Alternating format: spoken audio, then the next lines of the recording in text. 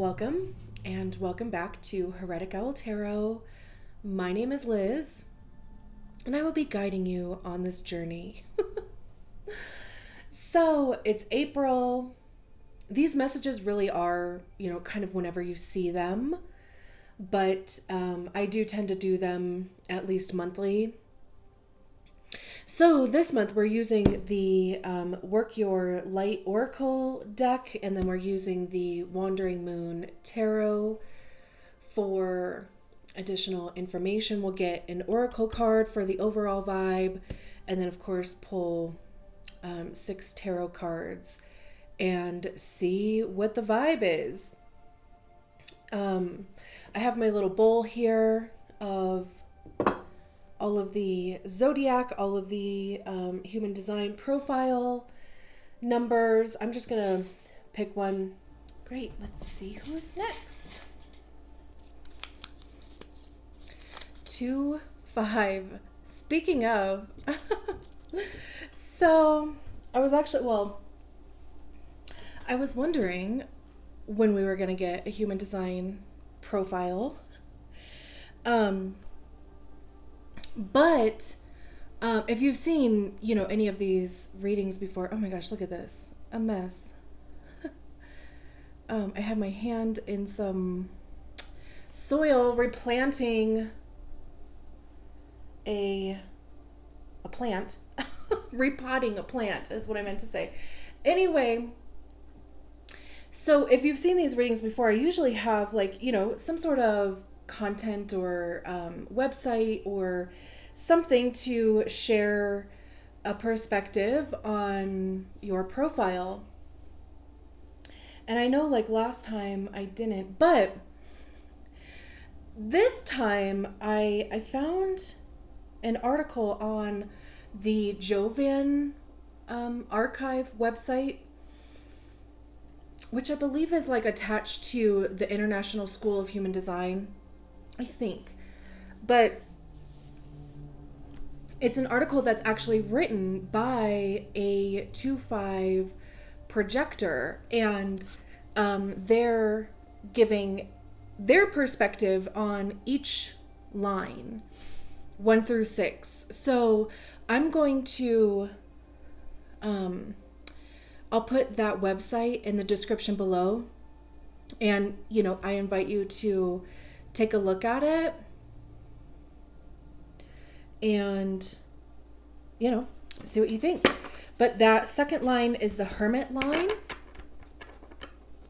Having a desire for alone time, needing to just kind of be in your own comfy space, because I feel like with hermits, you need to have a comfortable cave, either that's your home, your office, both, just someplace that's comfortable for you to decompress, recharge from peopling, and, even kind of explore that natural genius that comes with the second line. And then the 5th line is the Heretic line. And that's all about, providing practical solutions, being able to step in and do your part and then step right out. That's kind of the dance with the 5th line. You don't have to be there, from beginning to end if that's not your role, or if that's not what you believe you can offer a situation or a person, because of course that 5th line comes with the projection field.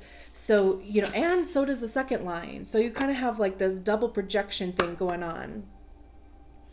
So, definitely really checking in with your strategy and authority to help you determine what experiences, what situations are correct for you. And also using your strategy and authority to help you decide when it's time to step out. When is it time for me to exit? So anyway, that's all that. I'll just kind of keep it short-ish and sweet. And like I said, I'll put that website in the description below. And of course, anything that you could care about this reading and me would be in the description below as well. So let's get a oracle card for the overall vibe. I don't know if you can hear, I have a I have a humidifier going for my plants. I think I'm going to turn it off though. So we have Imrama. Where are you being called to journey to? Wow. Very 2-5. Very 2-5, because again, with the projection of the second line, you do have just like an aptitude with the second line, and people may recognize that within you. So it's kind of like, the second line needs other people to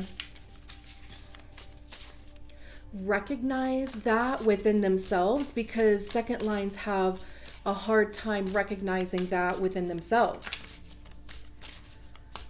And that's not necessarily that, like this call is coming from outside the house. The call can certainly be coming from inside the house. We have the 2 of Cups. Wow. It can involve other people.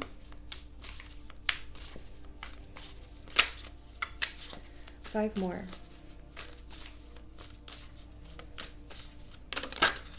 There. We have the High Priestess in the reverse. That's interesting. The 9 of Wands. 3 more.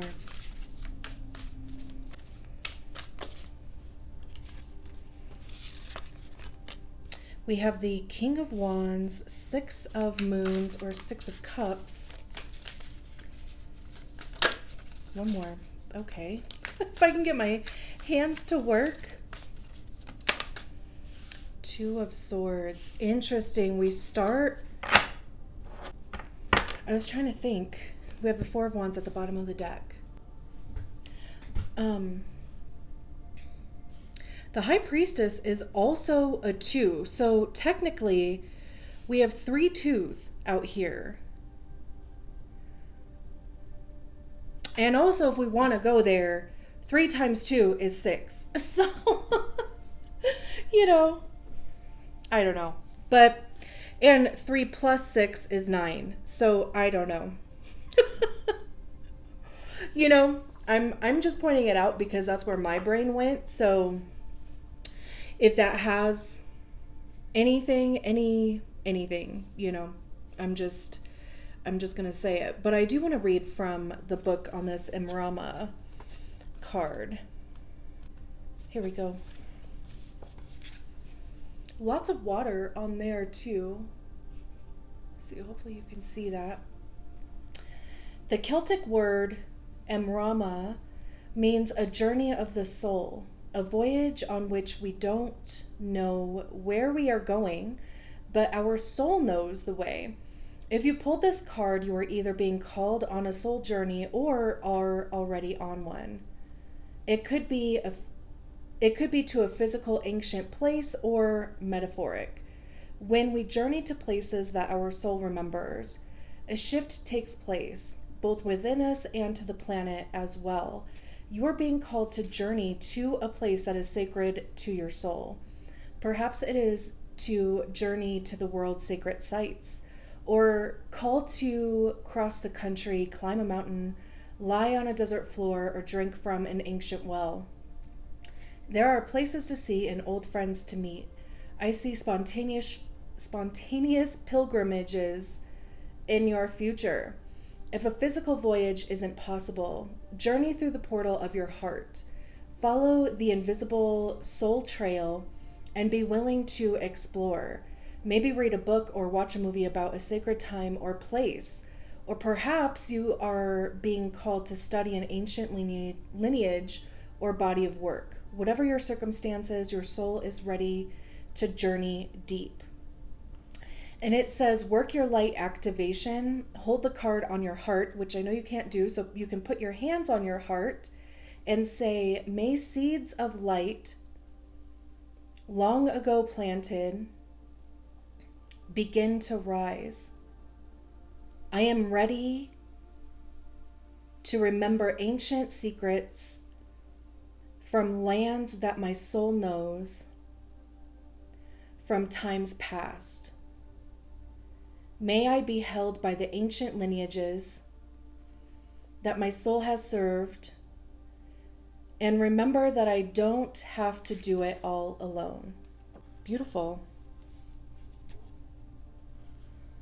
It is interesting because, there's one person on this card. It's saying that you don't have to do it alone, but it's also saying that, you would meet people along the way. So, again, even like with what the book said, if, distant travel isn't accessible to you, it could even be just researching that area or something even like related to that area. Whatever it is though, there's definitely like this message about, like, if you have been more in hermit mode lately, there is this call to come out a little bit. So let's just start at the beginning. The Two of Cups. The Two of Cups talks about shared values. There's generally more than one person involved. There doesn't have to be, of course. Like if you have been even journeying back to yourself, right? Then that would be, finding, I call them whole cruxes, which is, just experiences or times in our lives where our energy got zapped. And, there's like an emotional imprint on that time in our lives. And then that's generally, kind of that goes right to our ego, because our ego is created by the stories that we attach to experiences, right? So it can be that, if you have been doing a lot of deep healing, then it would almost be like an integration of some degree with yourself, like you and your soul. I don't know if you've ever done or heard of soul retrieval work with, shamans. But there's also in this card, there's this element of reciprocity. This hand would be dropping this moon. This hand is kind of floating up this moon. So that's what the Two of Cups, I almost said wands, Two of Cups talks about is, we start with the Ace of Cups, and that's when our cup is overflowing. Right? Like we're feeling fulfilled. We're taking care of ourselves. We have enough for ourselves and recognize that we have enough for others too. So then we move on to the Two of Cups, and both people bring their own Ace of Cups to the partnership. And, it's 50-50. What you're giving, you're getting in return. Both people come in whole, right? Or at least like seeking the same thing. It's not 90-10, it's not 30-70. It could even just be meeting the right person for whatever it is that you are trying to do. I mean, it could literally be in any aspect of your life. Because then we have the King of, I don't know why I just needed to take a deep breath right there, but we have the King of Wands here. Kings are the highest expression of the suit, right? So there's some level of mastery that comes with the suit of Wands once you get to the King. And Wands have to do with action, communication, creativity, our passions and desires. Like, what actions are we taking on our creativity? What actions are we taking towards our passions and desires? How are we communicating those things? It's also information, because, that's what we pick up along the way by trying things. We pick up information. What works? What doesn't? What do we like? What don't we like? And then we get to this level of King, to where we have the ability to lead others and even share our experiences with other people, because generally kings oversee a kingdom, right? So people are looking up to them in some degree. And the King of Wands is the entrepreneur out of the deck, or out of the tarot. Because, like they want a creative freedom. So it's interesting because with this pairing, like I said, like you could be meeting the right person that like allows you to level up. I mean, you could become the King of Wands, or the person that you link up with could be the King of Wands. And that could be the journey that you're starting on, that you have been on. And then we have the High Priestess in the reverse. I kind of want to see. It says reversed, untrustworthy, lies, revelations, doubts in or not paying attention to your intuition. We have no other cards on here that signify, like manipulation or lies. So I don't necessarily think that it's that, unless, like you're lying to yourself. But I find it also kind of interesting that to a certain degree, it doesn't look that much different upside down than it does like upright. So it's like this optical illusion, and maybe, in some degree, that's what's happening in your experience. And also, instead of this moon being at the third eye, which is about, intuition, clairvoyance, it being in the reverse, it's like closer to the throat. So I mean, it's not at the throat. I mean, but for me, how I'm looking at it and how it's coming through to me, there's something with the throat, whether your throat is defined or undefined. Either way, and I kind of keep getting this thing about like communication, whether it's you're not saying something out loud, or you're not saying it like in a way that you actually want to say it. I believe that most of the gates that come off of the throat are projected, meaning waiting to be invited to share something.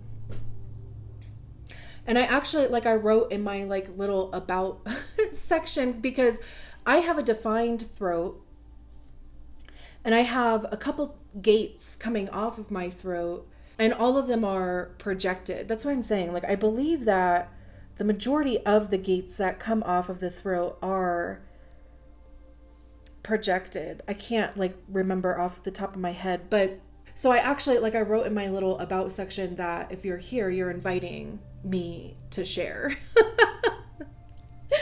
To share these messages, right? Because otherwise, like if we speak before there's that invitation, and projectors know this really well, and if you don't, or if you're new to human design, you'll learn that in your research of it. But if you share something with someone before you are invited to do so, it'd probably just fall on deaf ears. And if you have a large experience with that, like, I mean, I do, when you like, you tell someone, like you can see something so clearly in somebody else and you share that with them, and it's like literally just, it bounces right off of them. It's like, think to yourself, did they ask me for that observation? And if they didn't, then that's probably why you feel that way, because it wasn't invited. There was no recognition in order to do so. So anyway, that was just kind of like a tangent, but I'm just kind of getting this feeling with the High Priestess. The High Priestess doesn't even necessarily have to do with communication, right? I don't think any of the words that I just said out of that book had anything to do with communication. But I see the High Priestess as being our direct connection to our star player, whether, and whatever that means for you. If you connect to a higher power, for me, it's my higher self, but it could be God, source, divine. It could be your intuition if you don't believe in a higher power. But there, it's like this trusting of yourself. And again, that's also like where your strategy and authority would come into play. Because that's what it's there for, is to help, like I said before, like guide you into experiences that are correct for you, even if it doesn't even make sense, because sometimes it doesn't. You're like, what the hell? But then, it could turn into something beautiful. And it's paired, the high priestess is paired with the Six of Cups, which is a card about the past. It's nostalgia, old shit, basically. So there's clearly like something in the past that might have burned you. And especially having that fifth line in the body, like on the design side, like there might have just been some sort of projection that burned your ass, right? Because that's what happens with the fifth line. People, they have these projections. If for some reason you don't live up to somebody else's projection, and you probably have no clue what that projection even was in the first effing place, but then you end up getting burned. And that sucks. Like it does not feel good. I'm a 5/1, so I have a fifth line on the personality side, so I get it to a certain degree. Because obviously, like, I don't have it in the on the design side. Which is, like the design side is subconscious. So, I mean, there's clearly something from the past. And maybe there's something from the past that's coming back up. But it could be preventing you from taking this journey. And that could be what these two cards are, because the Nine of Wands is the Wounded Warrior card. It's, life has kicked your butt a bit. Because like I was saying over here, it's, the information that we pick up along the way. It's the lessons that we pick up along the way. And when we get to the Nine of Wands, there's a level of individual completion. Because traditionally on the Nine of Wands, they're resting. The person on the card is resting. They haven't given up, but they've reached a point where either they have to rest, or there's the space in order to do so finally. But the message with this card is rest if you need to, absolutely, of course, but don't give up.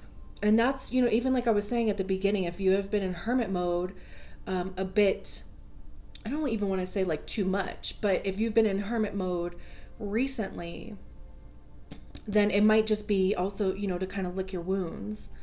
But don't give up, right? Like, it's like, don't stop before the thing actualizes or before something changes.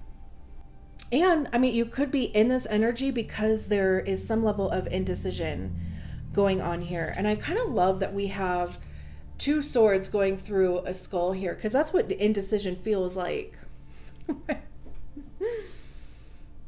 At least for me, that's how it feels like. I know I've like said it a million times, your strategy and authority would help you with indecision.